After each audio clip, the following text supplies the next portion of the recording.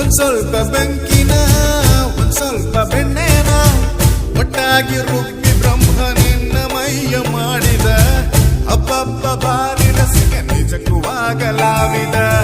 ಇಂದ್ರಾನು ಬೇಡಿದ ಚಂದ್ರಾನು ಕಾಡಿದ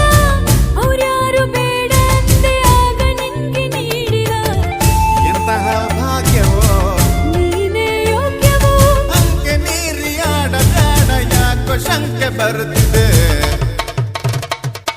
ಮಂದಾಕಿನಿಯೇ ನೀ ಸಿಡಿಲಿನ ಕಿಡಿಯೇ ಮಂದಾಕಿನಿಯೇ ನಮ್ಮ ಸುಡಬೇಡ ತಡಿಯೇ